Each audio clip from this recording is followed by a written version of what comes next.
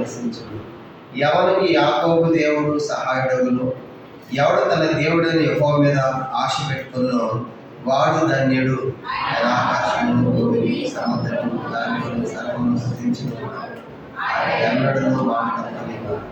బాధపరచబడి వారికి ఆయన న్యాయం తీర్చును. ఆకలి కొనిన వారికి ఆహారము దయచేయును. యెహోవా బంధింపబడ్డ వారిని విడుదల చేయను. యెహోవా వారికి విడుదల చేయవాడు. యెహోవా కుంగిన వారిని లేవనెత్తువాడు. యెహోవా నీతిమంతులను ప్రేమించేవాడు. యెహోవా పరదేశులను కాపాడేవాడు. ఆయన తండ్రి లేని వారిని విధవరాళ్లను ఆదరించేవాడు. భక్తిహీన మార్గము ఆయన వంకరగా చేయును. యెహోవా నిరంతరం ఏలును. సీయోనుని దేవుడు తరములన్నిటిని రాజ్యము చేయును. ప్రార్థన చేసుకుంటాం. ప్రభు యొక్క వాక్యాన్ని దీవించి మన అందరితో కూడా మాట్లాడను కాక. మనం చదువుకున్న కీర్తన 146వ కీర్తన మనం చదువుకున్నాము. ఈ కీర్తన మనం గమనించినప్పుడు మరి భక్తుడు ఈ కీర్తనలో దేవుని స్తుతిస్తూ ఉన్నాడు. ఎలాగంటే మొదటి వచనంలో యెహోవాను స్తుతించండి అంటాడు. నా ప్రాణమా యెహోవాను సన్నిధించు. తర్వాత నా జీవిత కాలం అంతా యెహోవాను నేను స్తుతిస్తాను. తర్వాత నేను బ్రతుకు కాలం అంతా నా దేవుని కీర్తిస్తాను. కాబట్టి దేవుని స్తుతించాలి, ప్రాణముతో స్తుతించాలి, జీవిత కాలం అంతా స్తుతించాలి, బ్రతుకు కాలం అంతా స్తుతించాలి అని భక్తుడు కోరుతున్నాడు. అలాగే దేవుడు మరి దేవుని జీవిత కాలం అంతా, బ్రతుకు కాలం అంతా ప్రాణముతో స్తుతించడానికి గల కారణాలు ఏంటి? ఆ దేవుడు ఎట్లాంటి వాడో ఈ అధ్యాయం నుంచి కనీసం 10 సంగతులు ఈ ఉదయకాలం మనం చూడబోతున్నాం. ఆ దేవుడు ఎట్లాంటి వాడు కనుక ఆయన ఎలాంటి దేవుడు కాబట్టి మనము ప్రాణముతో స్తుతించాలి, బ్రతుకు కాలం అంతా స్తుతించాలి, జీవిత కాలం అంతా స్తుతించడానికి ఆ దేవుడు ఎట్లాంటి వాడో కనీసం 10 సంగతులు ఈ యొక్క కీర్తనలో మనము చూడవచ్చు. దాంట్లో మొట్టమొదటి సంగతి చూడండి, ఆ దేవుడు ఎట్లాంటి వాడు అంటే ఒక మాట రాయబడింది. చదువు మొట్టమొదట 5వ వచనం ఎవనికి యాకోబు దేవుడు సహాయుడగును. చాలా కనుక ఎవరికి యాకోబు దేవుడు సహాయుడగును. దేవుడు చెప్పి నేను అబ్రహాము దేవుడును, ఇస్సాకు దేవుడును, యాకోబు దేవుడు అన్నాడు. కాబట్టి ఈ యాకోబు దేవుడు ఎలాంటి వాడు కనుక, ఎట్లాంటి వాడు కనుక, అందుకే ఎంత గొప్ప దేవుడు కాబట్టి భక్తుడు ప్రాణంతో స్తుతిస్తాడు, జీవితకాలం అంతా స్తుతిద్దామంటాడు, బ్రతుకు కాలం అంతా స్తుతించడానికి గల కారణాలు యాకోబు దేవుని యొక్క గుణ లక్షణాలు 10 సంగతులు మనం చూద్దాం. దాంట్లో మొట్టమొదటి సంగతి 6వ వచనం 146వ కీర్తన చూడండి. యాకోబు దేవుని యొక్క గుణ లక్షణాలు 10 సంగతులు ఆ దేవుని నుంచి మనం చూస్తాము. దాంట్లో మొట్టమొదటిది 146వ కీర్తన మనం గమనించామంటే 6వ వచనం 146 చదవండి. 6 ఆయన ఆకాశమును భూమిని సముద్రమును దాని సర్వమును సృజించిన వాడు. చాలండి. మొట్టమొదటి సంగతి ఆ దేవుడు ఎట్లాంటి వాడు అంటే ఆయన ఆకాశమును సృజించిన వాడు, సముద్రమును సృజించిన వాడు, భూమిని సృజించిన వాడు. కాబట్టి ఇవన్నీ తెలియజేస్తా ఉన్నాయి. ఆకాశం అయింది, భూమి అయింది, సముద్రము కూడా అయింది. ఎందుకంటే ఆయన భూమిని, ఆకాశమును, సముద్రమును సృజించిన వాడంటే మొదటి సంగతి ఆయన సృష్టికర్త అయిన దేవుడు. మొట్టమొదటి సంగతి ఏంటంటే ఆ దేవుడు సృష్టికర్త, నిర్మాణకు. కాబట్టి ఎందుకు ఆయన మనం స్తుతించాలంటే ఆయన మన సృష్టికర్త అయిన దేవుడు. సమస్తము ఆయనవి. కీర్తన 135వ కీర్తన 135 చూడండి. 6వ వచనం చూసామంటే 135వ కీర్తన 135 6వ వచనం ఆకాశమందును భూమి యందును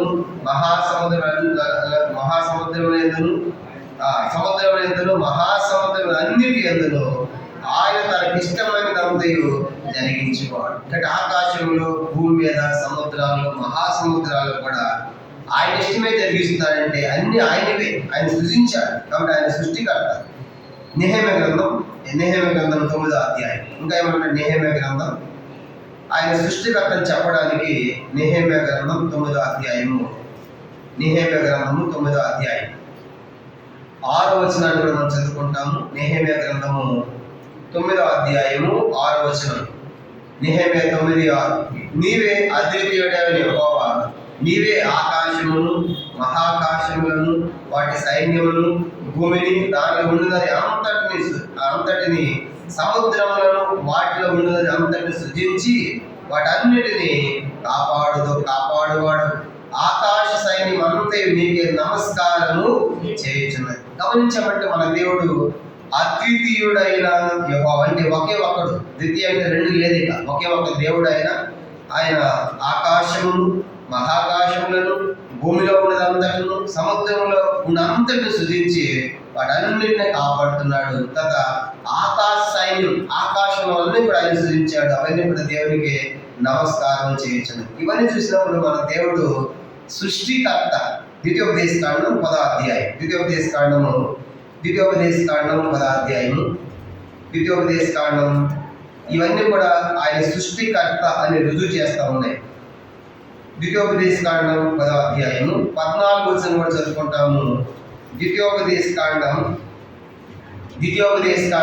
10వ అధ్యాయం 14వ వచనం. ఆకాశము మహాకాశము భూమియు అందుమనంత నీ దేవుడైన యెహోవావే. చూశారు కాబట్టి ఆకాశమైంది, మహాకాశమైంది, భూమి అందులో ఉన్నవన్నీ కూడా ఆ దేవునికి చెందినవి. ఆయన సృష్టికర్త అయిన దేవుడు అని మనం చూస్తాం. అందుకే కీర్తన 50, 50వ కీర్తన 50వ కీర్తన 10వ వచనం మనం చదువుకుంటాం. 50వ కీర్తన 50 10వ వచనం.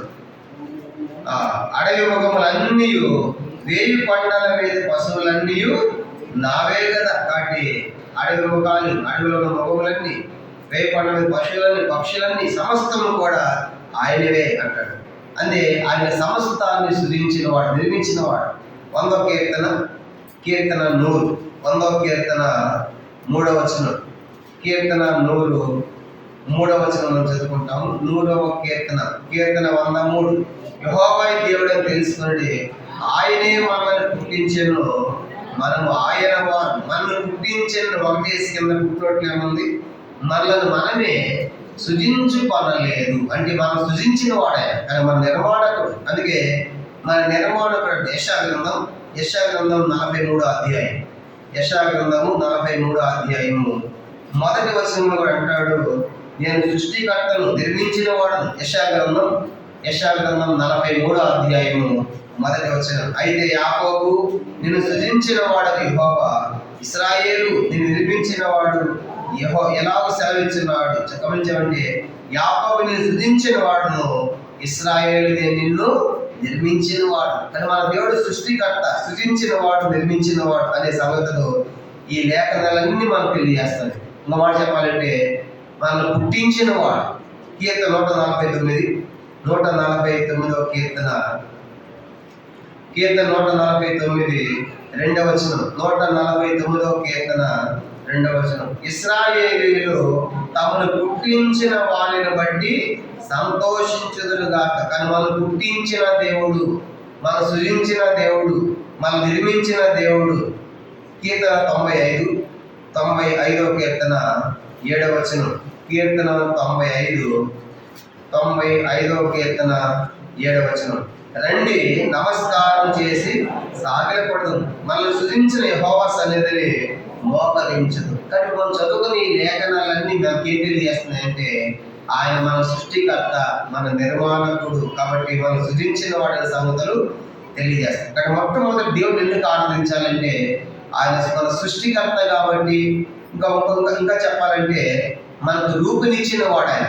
కీర్తన 119వ కీర్తన 119వ కీర్తన మనం గమనించామంటే 73వ వచనం. కీర్తన 119 73వ వచనం.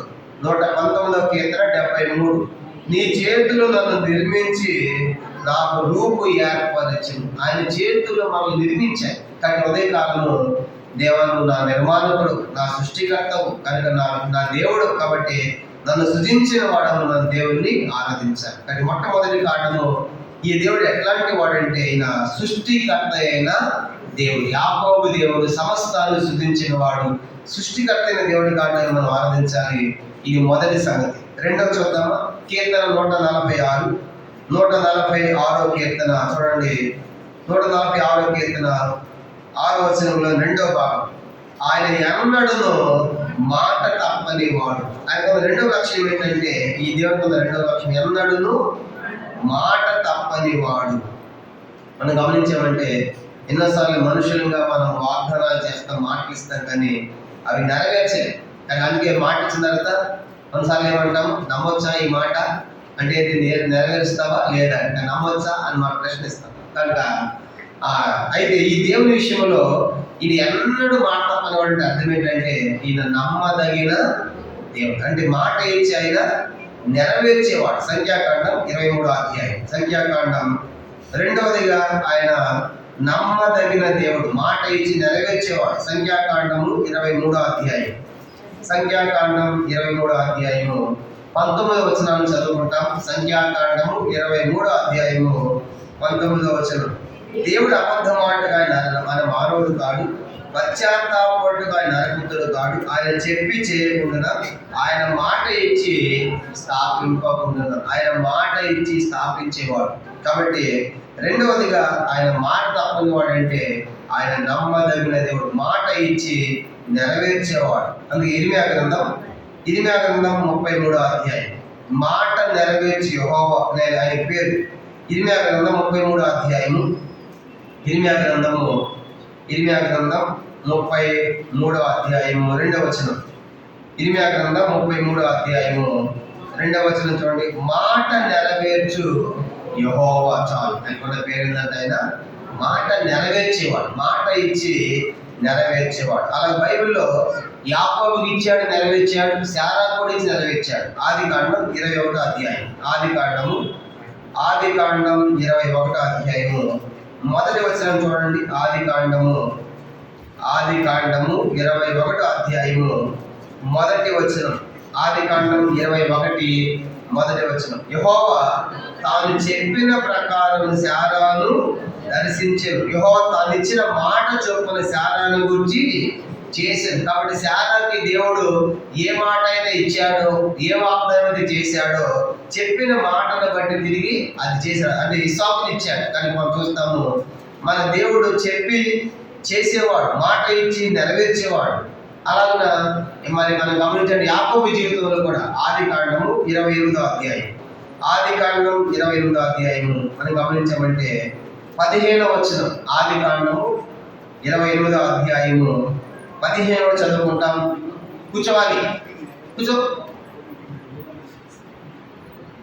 ఆదికాండము 28వ అధ్యాయము 15వ వచనం చదువుకుంటాం. ఇదిగో నేను నీకు తోడై ఉండి నీ వెళ్ళి ప్రతి స్థలమును నిన్ను కాపాడుచు ఈ దేశంలో నిన్ను మరలా రప్పించేదనని నేను నీతో చెప్పిన నెరవేర్చే వరకు నిన్ను విడువనని చెప్పగా. కానీ దేవుడు, మన దేవుడు నెరవేర్చేవాడు. యాకోబు విషయాలు అంటున్నాడు, నీతో చెప్పింది నేను నెరవేరుస్తాను. కాబట్టి రెండవ సంగతి, మొదటిది ఆయన ఆకాశం భూమిని సముద్రాన్ని సృజించిన వాడంటే ఆయన సృష్టికర్త అయిన దేవుడు కాబట్టి ఆయన ఆరాధించాలి. రెండవది ఆయన మాట ఇచ్చి నెరవేర్చాడు. అంటే ఎన్నడన్న మాట తప్పని వాడంటే ఆయన నమ్మదగిన దేవుడు అని మనము రెండవదిగా జ్ఞాపకం చేసుకోవాలి. ఇక మూడవదిగా ఆ దేవుని యొక్క మూడవ గుణలక్షణం. కీర్తన 146వ కీర్తన చూడండి, 7వ వచనం. 146వ కీర్తన 146 7వ వచనం. బాధపరచబడి వారికి ఆయన న్యాయము తీర్చును. మూడవదిగా ఈ దేవుడు ఎట్లాంటి వాడంటే న్యాయాధిపతి అయిన దేవుడు. మూడవది ఎట్లాంటి వాడంటే ఈయన న్యాయాధిపతి అయిన దేవుడు. మొదటిది సృష్టికర్త అయిన దేవుడు. రెండవదిగా ఎన్నడూ మాట తప్పని వాడంటే నమ్మదగిన దేవుడు. మూడవదిగా ఆయన న్యాయాధిపతి అయిన దేవుడు, అంటే న్యాయము జరిగించేవాడు. తనకి దేవుడు తప్పనిసరిగా బాధితులకు న్యాయం చేస్తాడు. కీర్తన 103వ కీర్తన 103 6వ వచనం. 103వ కీర్తన 103 6. యెహోవా నీతికీలను జరిగించుచు బాధింపబడి వారందరికీ న్యాయము తీర్చును. కాబట్టి మన దేవుడు న్యాయము తీర్చేవాడు, శాసనం చేసేవాడు, న్యాయం చేసేవాడు. కాబట్టి మరి ఇస్రాయేల్ ప్రజల విషయంలో మరి ఐగుప్తీయులు పెట్టే బాధలను దేవుడు చూశాడు. వాళ్ళ బాధలు చూసి వాళ్ళకి న్యాయం తీర్చాడుగా. అందుకేమన్నాడు, వాళ్ళు బాధపడతా ఉంటే బాధింపబడి వాళ్ళు న్యాయం తీరుస్తాడు కదా. నిర్గమాకాండం 3వ అధ్యాయం. నిర్గమాకాండం వాళ్ళు బాధలు పడుతున్నప్పుడు ఈ న్యాయవంతైన దేవుడు ఏమంటున్నాడు? నిర్గమాకాండము 3వ అధ్యాయం, నిర్గమాకాండం 3వ అధ్యాయము 7వ వచనం మనం చదువుకుంటాం. నిర్గమాకాండం 3వ అధ్యాయం 7వ వచనం.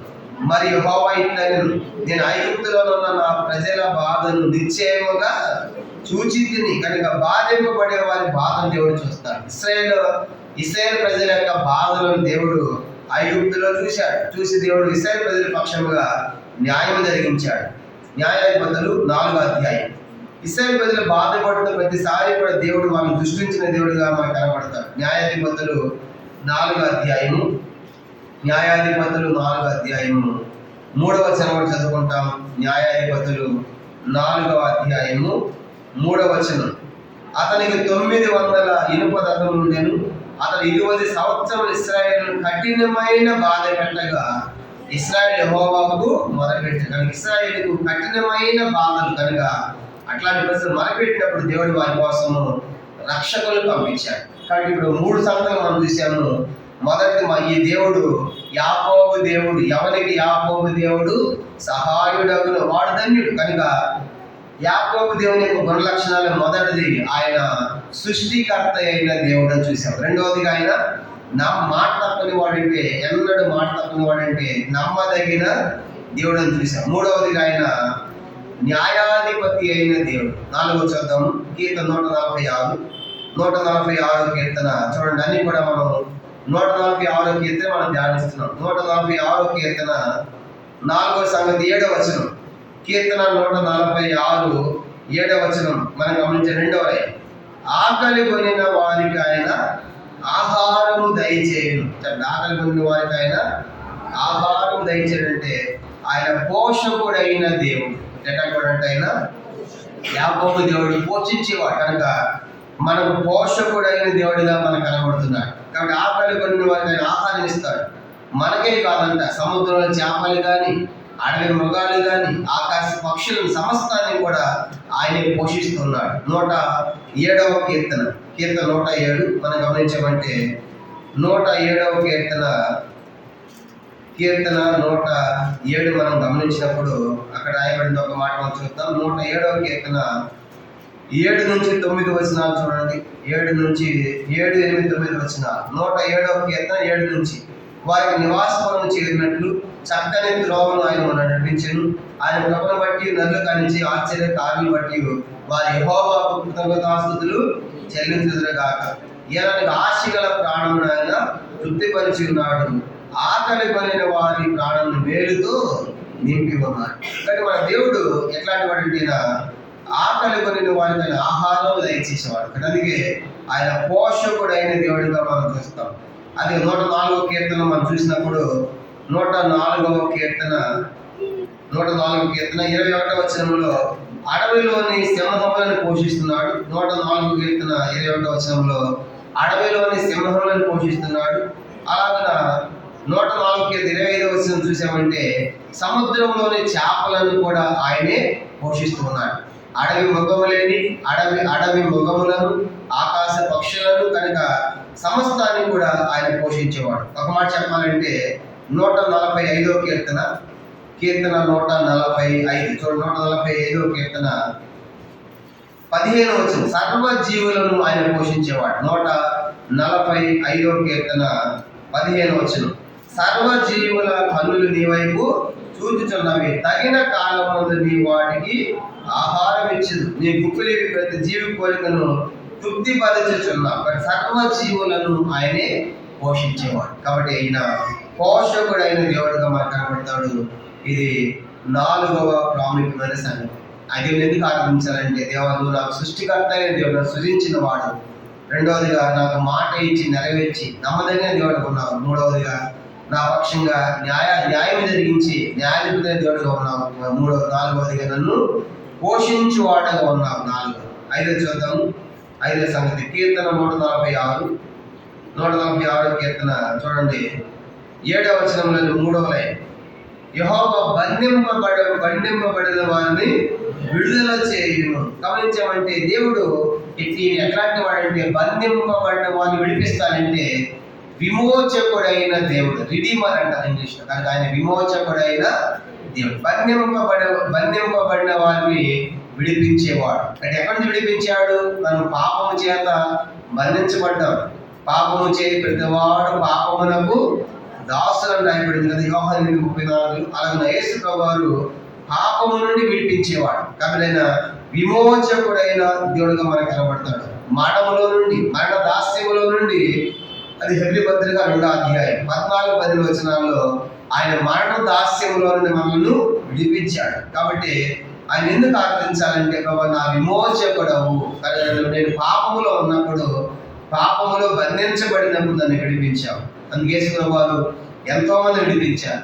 అబ్రహాము కుమార్తె దయ్యం పట్టి నడు వంగిపోయింది, ఆమెను యేసు ప్రభువారు విడిపించినట్లుగా మనం లోకాసువార్త 13లో చూస్తాం. అలాగే యేసు ప్రభువారు ఎంతో మందిని విడిపించారు. కాబట్టి ఆయన ఎక్కడి నుంచి విడిపిస్తాడో ముఖ్యంగా అంటే పాపము నుండి విడిపించే విషయంలో ఆయన తప్ప వేరొక దేవుడు లేడు. కాబట్టి ఆయన విమోచకుడైన దేవుడు. కనుక అందుకే ఎట్లయినా సరే ఒక సహోదరుని ఎవరు విడిపించలేరంట. కీర్తన 49వ కీర్తన చూడండి.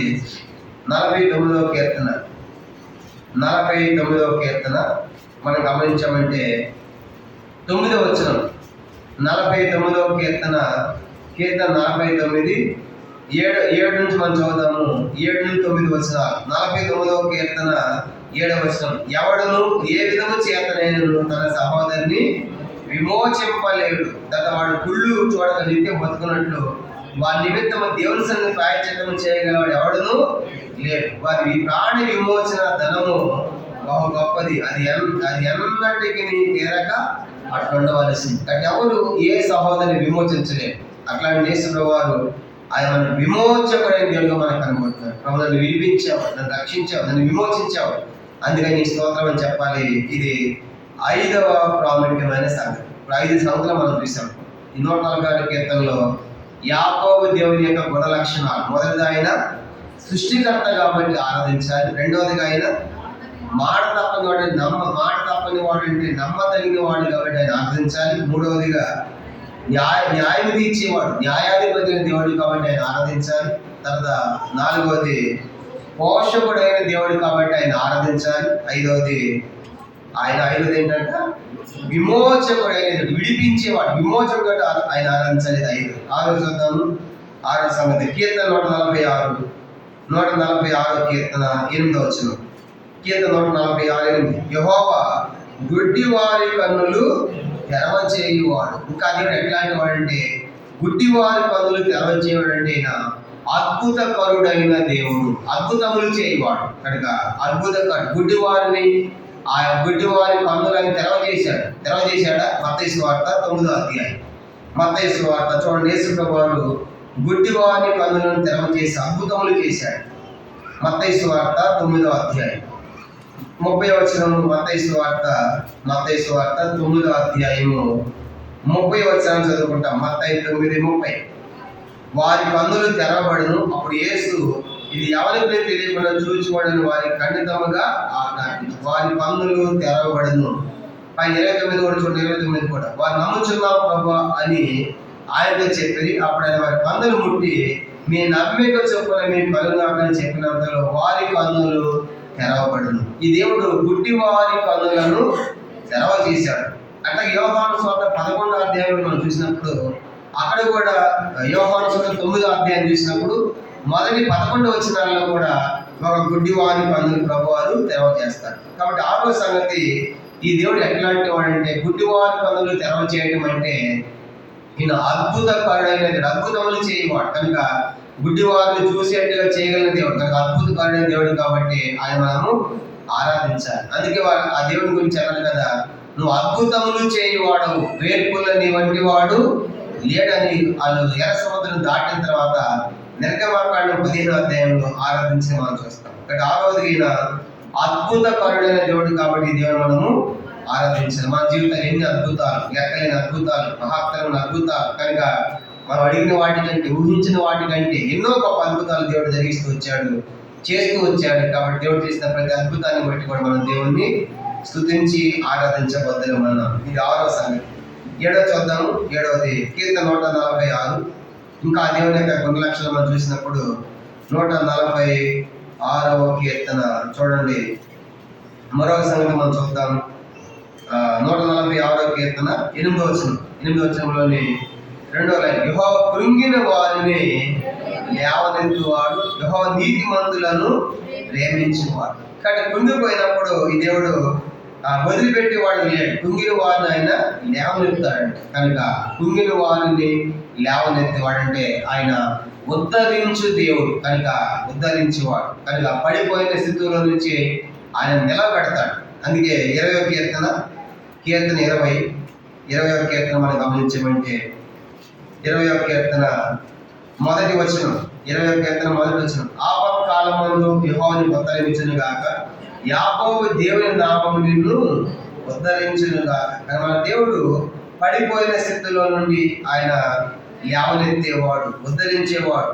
ఇదే 145వ కీర్తన 14వ వచనం. 145, 14 కూడా చూడండి. 145వ కీర్తన 14వ వచనం, యెహోవా పడిపోయి వారందరినీ ఉద్ధరించేవాడు, కుంగిపోయిన వారందరినీ లేవనెత్తేవాడు. కాబట్టి పడిపోయినప్పుడు ఉద్ధరిస్తాడు, కుంగిపోయినప్పుడు మన దేవుడు లేవనెత్తాడు. అందుకే నా ప్రాణమా నీవేళ కృంగి ఉన్నావు, దేవుని యందు నిరీక్షణ ఉంచు అన్నాడు భక్తుడు. కాబట్టి దేవుడు ఎట్లాంటి వాడంటే ఆయన మనం గమనించి ఉద్ధరించే దేవుడు.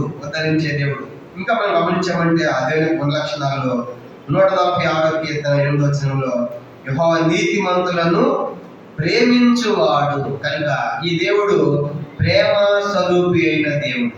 ఎట్లాంటి దేవుడు? మనం ఆరాధించే దేవుడు అయినా ప్రేమ స్వరూపి అయిన దేవుడు. అందుకే మొదటి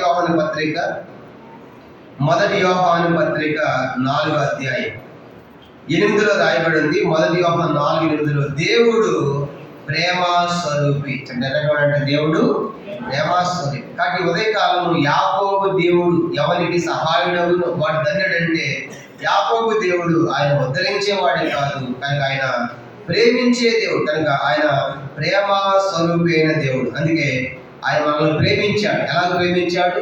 రక్తము కారణంగా ప్రేమించాడు. మనల్ని ప్రేమించుచు తన రక్తం వల్ల మన పాపముల మనలను విడిపించాడు. ప్రకటన 1:6. కాబట్టి అందుకే ఆ ప్రేమకు మనం ఏం చెల్లించగలం? ఎంతగా ప్రేమించాడంటే మన కోసం ప్రాణం పెట్టినంతగా, రక్తము కారునంతగా, పాపముతో పోరాడినంతగా ఆయన మన కోసం ప్రాణం పెట్టాడు. కాబట్టి ఆయన ప్రేమ స్వరూపమైన దేవుడు. కాబట్టి ఆయన ఉదయకాలం మనం దేవుణ్ణి ఆరాధించాలి. ఇది మరొక సంగతి. ఇంకా మనం చూసామంటే ఆ దేవుని యొక్క గుణలక్షణాలు ఇంకా చూసి 146వ కీర్తన 9వ వచనం. 146వ కీర్తన 9వ వచనం, యెహోవా పరదేశులను కాపాడువాడు. గమనించేమంటే ఆయన కాపాడువాడు అంటే కాపరి అయిన దేవుడు. ఎట్లాంటి ఆయన కాపరి. కాపరి మందని ఎట్లా కాపాడుతాడు? వెలుగుమంట రాకుండా, సింహం రాకుండా, క్రూర మృగాలు రాకుండా ఆ మంద విషయంలో కాపరి రాత్రంతా ఏం చేస్తారు? కాపర్లు రాత్రంతా మేలుకుంటారు, నిద్రపోతారు. మేలుకుంటారు కనుక మేలుకొని ఆ మందని అందుకే ఆ రాత్రి వేళ తమ మందని కాచుకొని చూడగా దూత ప్రత్యక్షమైంది. నిద్రపోవట్ల కాపరి ఏం చేస్తాడంటే కాస్తూ ఉంటాడు, కనుక మందని కాస్తూ ఉంటాడు, అంటే కాపాడేవాడు. కనుక యేసు వారు ఎట్లాంటి దేవుడు అంటే ఈయన కాపాడేవాడు. అంటే ఈయన మనకి కాపరి అయిన దేవుడు. అందుకే ఆయన ఏమన్నాడు? ఆయన గొర్రెలకు మంచి కాపరి, తన గొర్రెలకు తన ప్రాణమును పెట్టింది. కాబట్టి ఉదయకాలంలో నన్ను కాపాడుతూ వచ్చేంత వరకు కూడా నా జీవితంలో కాపాడిన దేవుడుగా నన్ను కాపాడేందుకు తీసుకోవాలి. ఎన్నో అపాయాలు, ఎన్నో ప్రమాదాలు, ఎన్నో మాటమైన పరిస్థితులు, కనుక ఎన్నోసార్లు మాట మంచులోకి వెళ్ళిపోయి ఎన్నో యాక్సిడెంట్, ప్రమాదాలు, వీటన్నిటిలో కూడా కాపాడి తన కాపాడిన దేవుడుగా కాపాడి సజీవులకు పెట్టినందుకు నీకు వందనాలు చెప్పాలి. ఇది మరొక సంగతిగా మనం చూస్తాం. ఇంకా ఇది ఎట్లాంటి వాడు అంటే 146వ కీర్తన చూడండి 9వ సంగతి. ఇంక ఇది ఎట్లాంటి వాడు? 9వ వచనం, ఆయన తండ్రి లేని వారిని విధవరాండ్లను ఆదరించువాడు. ఈ దేవుడు ఆదరించు దేవుడు. ఎట్లాంటి వాడు అంటే ఈయన ఆదరించేవాడు. ఈ దేవుడి దగ్గరికి వస్తే గొప్ప ఆదరణ, సంపూర్ణమైన ఆదరణ, మన ప్రాణానికి నెమ్మది దొరుకుతుంది. అందుకే అన్నాడు కదా, నా ఇద్దరు రండి నేను మీకు విశ్రాంతిని కలుగుతుంది. విశ్రాంతే కాదు, ఆయన యొక్క ఆదరణ అంటే మన గొప్ప నెమ్మది అంట. కీర్తన 90 చూడండి, ఒక మాట చూద్దాం.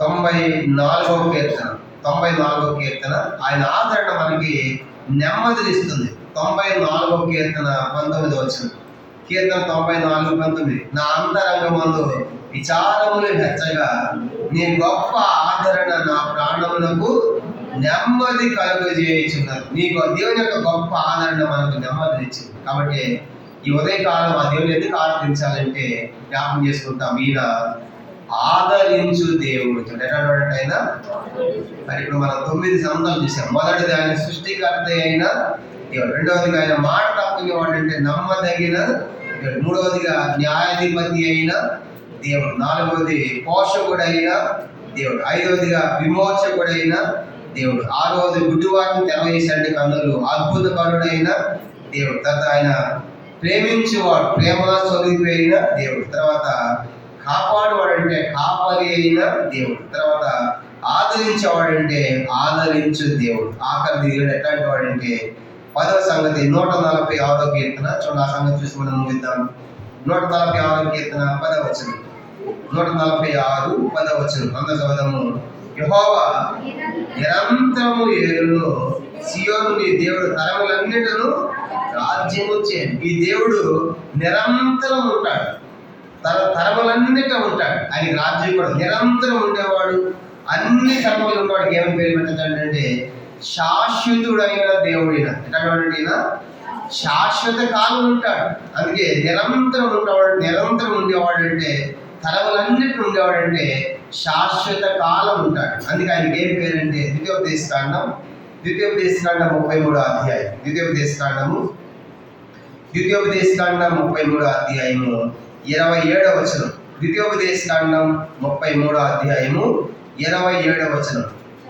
శాశ్వతుడైన దేవుడు నీకు నివాసస్థలము, నిత్యముగా ఉండే బాబులు నీ కింద నుండును, ఆయన ఎదుటి నుండి శత్రువులను వెళ్ళగొట్టి నశింపజేయను. కాబట్టి శాశ్వతుడైన దేవుడు. అదే ఎందుకు ఆరాధించాలంటే ఆయన శాశ్వత కాలం నుండి శాశ్వత కాలం వరకు ఉండేవాడు. కాబట్టి ఉదయకాలము యాకోబు దేవుడు ఎట్లాంటి వాడు 10 సంగతులు మనం చూసాం. మొట్టమొదటి ఆయన సృష్టికర్త అయిన దేవుడు, రెండవదిగా ఆయన నమ్మదగిన దేవుడు, మూడవదిగా ఆయన న్యాయాధిపతి అయిన దేవుడు, నాలుగవది పోషకుడైన దేవుడు, ఐదవదిగా విమోచకుడైన దేవుడు, ఆరవదిగా అద్భుతకరుడైన దేవుడు, ఆరవదిగా ప్రేమ స్వరూపైన దేవుడు, ఆ తర్వాత కాపరి అయిన దేవుడు, తర్వాత మనం చూసామంటే ఆదరించే దేవుడు, తర్వాత ఉద్ధరించే దేవుడు, చివరికి ఆయన శాశ్వత కాలం ఉండేవాడు. తర్వాత ఆయన రాజ్యం కూడా శాశ్వత తరములన్నిటి రాజ్యం చేస్తుంటే నిత్యత్వం. ఆయన రాజ్యం ఎల్లప్పుడూ తన అంతం వరకు కూడా ఉండేది, అంతం లేని రాజ్యం కలిగిన దేవుడిగా మనం చూస్తూ ఉన్నాం. అట్లాంటి దేవుడిని భక్తుడు నా ప్రాణమా 146 కీర్తన మొదటి వచ్చిన యెహోవాను స్తుతించండి, తర్వాత నా ప్రాణము యెహోవాను స్తుతింపము, నా జీవిత కాలం అంతా నేను యెహోవాను స్తుతించేదను, నా బ్రతుకు కాలం అంతా నా దేవుని కీర్తించాను. 5వ వచనం, ఎవనికి యాకోబు దేవుడు సహాయుడగును, ఎవడు తన దేవుడు యెహోవా ఆశ పెట్టుకున్న వాడు ధన్యుడు. కాబట్టి ఆ యాకోబు దేవుడు ఎట్లాంటి వాడు 10 సంవత్సరాలు మనం జ్ఞాపకం చేసుకున్నాం. కాబట్టి ఉదయకాలము ఆ దేవుని యొక్క మరి ఉన్న 10 గుణ లక్షణాలను బట్టి ఉదయకాలం మనం దేవుని ఆరాధించాలి. ప్రభా, నాకు సృష్టికర్త అయిన దేవుడు, నా జీవితంలో ఎన్నడూ మాట తప్పలేదు, మా వాగ్దానాలు ఇచ్చే నెరవేర్చే మాట తప్పలేదు, నమ్మదగిన దేవుడుగా ఉన్నావు, నాకు న్యాయం తీర్చిన దేవుడు, తర్వాత నన్ను పోషించిన దేవుడు, నన్ను విమోచించిన దేవుడు, నా జీవిత అద్భుత కాలం జరిగించిన దేవుడవు, తర్వాత నన్ను ప్రేమించిన దేవుడవు, తర్వాత నాకు కాపలిగా ఉన్న దేవుడవు, నన్ను ఉద్ధరించిన దేవుడవు, నన్ను ఆదరించిన దేవుడవు, తర్వాత నాకు శాశ్వత కాలం ఉండేటువంటి దేవుడు ఉన్నందుకై మీకు స్తోత్రం అని ఉదయకాలం ఎదిగైతే ఆ దేవుని ఆత్మతోనే సత్యంతో మనం దేవుణ్ణి ఆరాధించడం కాదు. లేచినప్పటి మనము ఒక పాట మనం పాడతాము. ఆ సమయంలో సండే స్కూల్ పిల్లలు వారి క్లాసు పెడతారు. పాట సంఖ్య ఇదే కీర్తన 146వ కీర్తనే మనం పాడదాము. రండి, 146వ కీర్తన.